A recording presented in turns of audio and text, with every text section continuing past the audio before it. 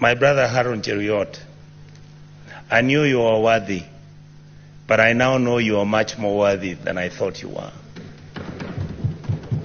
You have actually surprised me. I remember once I made a phone call to you and I was asking you, how do we manage this thing of Madam Nyakango? And you said, please tell her to know that we are trying to figure out what to do. And I took the message, and that's when I knew that you are a serious person. I'm proud of you. Keep it up. Madam Speaker, I also would like to mention the name of Madam Nyakango, who's the Controller of Budget, and Madam Nancy, who's the Auditor General, the two incredible women of this republic. If I had my own reward, I would give them. Because when everything else seems to have been failing, some of us have been talking to them, and all the time we feared for their lives. Why? Not because anything would happen, but the costs were too high. The expectation was much higher. They have done their job, and I'm so happy that this house, which is known as the Oversighting House, has seen the light. My colleagues who are in this house, I'm very lucky because I've lost my voice a bit. I'm lucky because I have the institutional memory. I have been in politics for the last 30 years. Those 30 years I've been in elected politics, about 22. Madam Speaker, the problems, the way Mzee Odinga said about Kenya, have not been started by President William Ruto. If you look at the history, and Madam Speaker, the other day people were asking me, how did you tell that these young Gen Zs are actually going to come to the streets after 1 year? I said, I look at the trend. If you look at independence 1962-3, that was the 20 years beyond where the liberation movement took place. After that, we got independence. It took another 20 years for us to have a military coup. The people who are guiding and who are within that military coup are not old men like Jaramogi or Charles Njonjo at that time. It was young Gen Z students of the University of Nairobi and young people who believed in the ideal of what Kenya was. The second issue that came up, Madam Speaker, was after, by the year 2002, there was another 20 years. Then you come to 2002 is when Kibaki was elected, is when we have a referendum, is when we have a new constitution, and then we say Kenya is now on the right path. After that, Madam Speaker, we did not follow the letter of the constitution.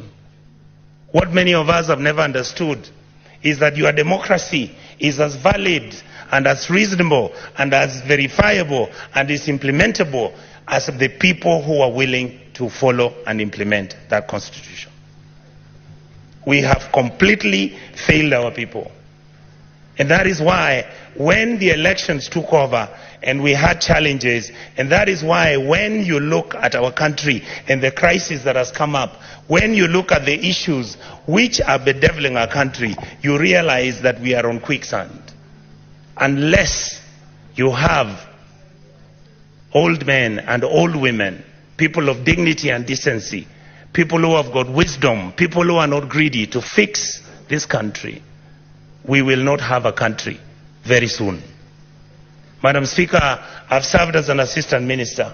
I went to Cote d'Ivoire, sent by President Kibaki to go and visit President Gbagbo. I got into his house. He was wearing a vest. That time the military was around him. He was being deposed. 2 weeks later, he went home with his wife. They were half naked. Those sins are not sins that Africa should be proud of. Madam Speaker, our country has broken down. Our country has challenges. But before I go to how, in a short notice, what we can do, I would like to ask the President, and I asked him the other day, the children who died and the children who are in the prisons, please remove them. Those who have died, I want to ask this House, the Senate, let us make sure that those children get a state funeral. Those who are not criminals, these are children who had reached a dead end. Madam Speaker, what is wrong with our country? We call it a company. with shareholders. Our country is not a company. Our company is Kenya, which is a state. It has 50 million people who all expect and demand certain services from the state. We, the politicians in this house, I heard my colleague speak. I am so happy that we are now telling each other the truth. We are the ones who carry militias. We are the ones who go and carry cattle rustlers. We are the ones who have got companies that are doing business in government departments. We are the ones who are stealing the money. Look at the national government, I'll call it down, bring it down to the National Assembly. We must begin to look at issues like CDF. We must look at the Women Fund. We must look at the structure. Do we need all the people who have been given offices? I've been asking this publicly.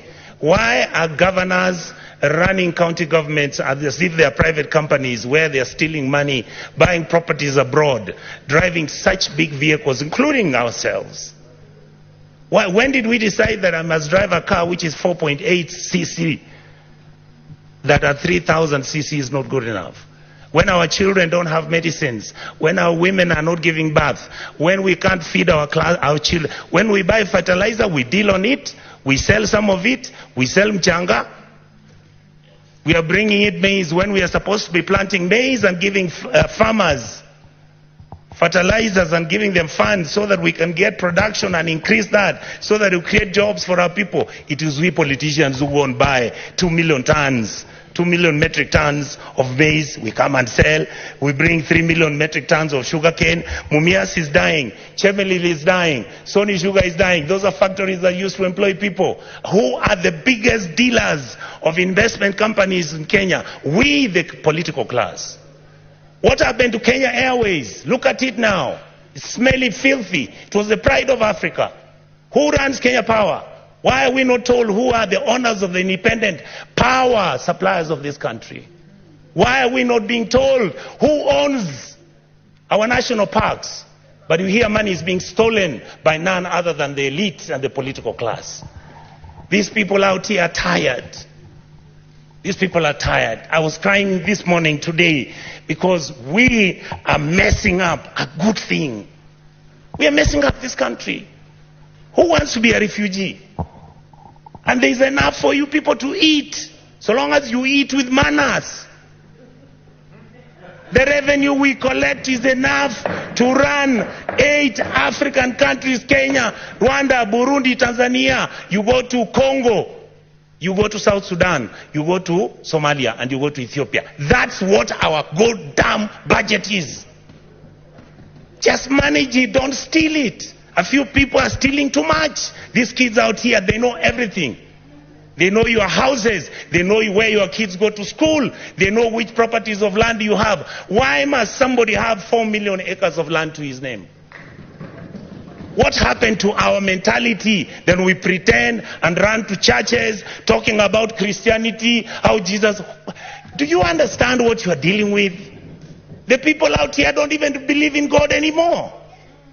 The people out here are tired of the lies, the religious organizations. And I have to say this, I'm a Catholic. I was so happy I saw the Purple No-Show talk about the issues of a country. Let us forget that we can run this country as tribes. Let us accept that there is a new sheriff in town. That sheriff is the GNC. They are partyless, they are tribeless, they don't have money, they just have bundles and a phone. And they'll stop this country to move. I would like to plead with the members of this house, when it comes to looking at what role our committees are playing. Look at what happens. I want to thank my brothers Sifuna, my brother Cherargei. I want to thank Madam Dulo. These are, many of you may not know, we've never discussed it here. How many times we've been threatened that we are raising issues about county governments losing billions. I mean, who doesn't know how many governors own apartments and houses in Kilimani Road? Each one of them owning an apartment costing 1.5 billion shillings. Why didn't the fool just go and build a hospital where he comes from? How I wished we stole the money and put it at home. Some of them are going to Dubai. People are going to America. You see on social media. I just saw somebody commenting saying that the senators have nothing to do. I want him to tell me how he bought a Bentley and is an MP. Explain to me, how does somebody, the truth is, I'm born with advantage and privilege. That is the truth. I saw my father driving a big car when I was a small boy. That is not what drives me. What drives me is, how do you get a member of parliament driving a Mercedes that costs 49 million shillings? And we are watching, and that is normal. And it is okay. And it is okay. Shame on us.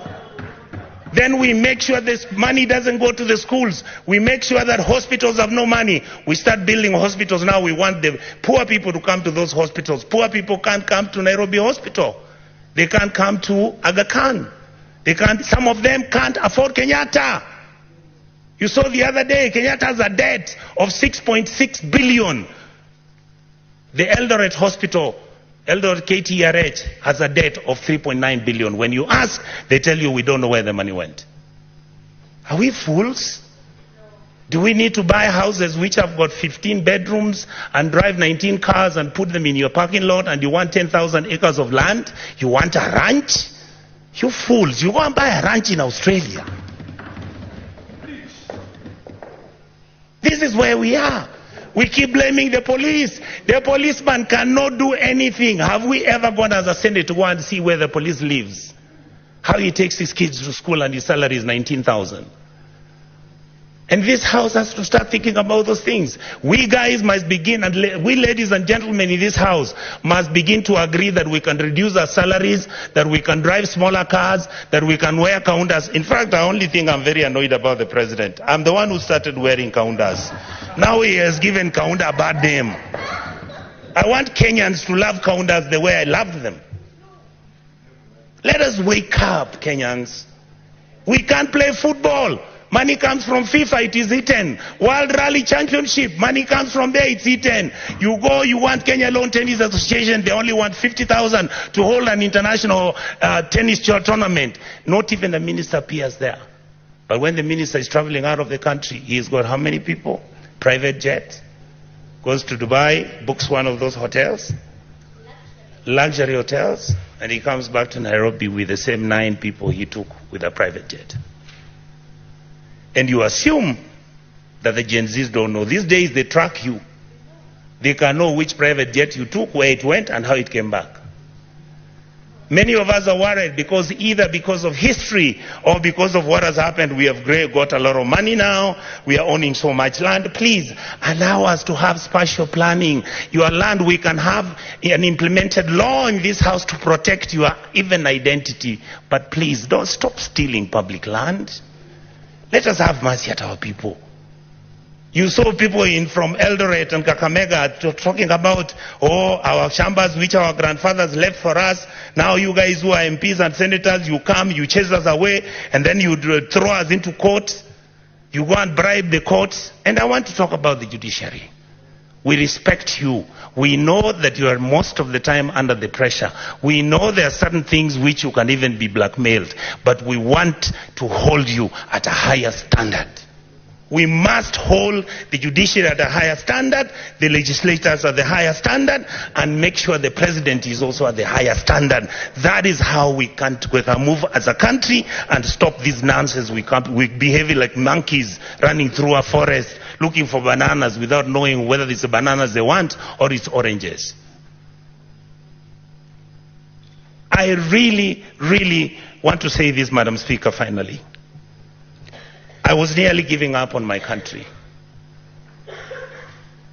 I have changed my mind because of today.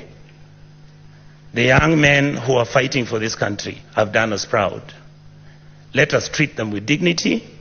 Let us make sure we engage them. Let us stop doing the things which make them angry, desperate, and upset with the ruling class. The truth is, if this country breaks down, it takes all of us down. I can tell you, I was in South Sudan when we were doing the comprehensive peace agreement. I visited as a minister, as a young minister, to go and do what was called a referendum. I've been to Khartoum. I have been to Mali. I've been to a country in West Africa. I'll remember the name, Madam Speaker.